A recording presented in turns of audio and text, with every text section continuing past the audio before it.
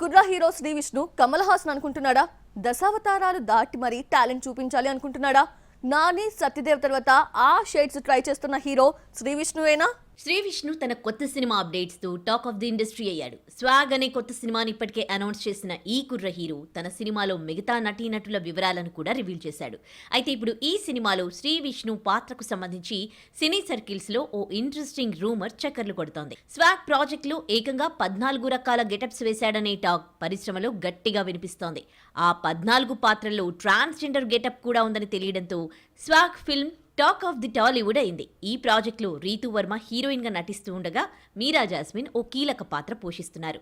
గతంలో శ్రీ విష్ణుతో రాజరాజ చోరా సినిమాను డైరెక్ట్ చేసిన హసిద్ గోలీ ఈ మూవీని డైరెక్ట్ చేస్తున్నాడు. తెలుగులో డిఫరెంట్ షేడ్స్ ట్రై చేసిన కథానాయకుల్లో మనకు నాని, సత్యదేవ్ కనిపిస్తారు. టైమింగ్ తో ఈ ఇద్దరు హీరోలు బెస్ట్ పర్ఫార్మర్లుగా ఇప్పటికే నోటెడ్ అయ్యారు. అదే రీతిలో శ్రీ విష్ణు ఎంతవరకు గెటిన్ అవుతాడు అన్నది చూడాలి. ఎందుకంటే 14 రకాల పాత్రలు చేసినప్పుడు కొన్ని రోల్స్ తాలూకు హావభావాలు తెలియకుండానే రిపీట్ అయిపోతూ ఉంటాయి. ఆ విషయంలో హీరో గారు ఎంతవరకు తనని తాను ప్రూవ్ చేసుకుంటూ వచ్చాడు అన్నది పాయింట్. చూద్దాం స్వాగ్ ఎలాంటి యాటిట్యూడ్ స్టార్ ని పరిచయం చేస్తుందో.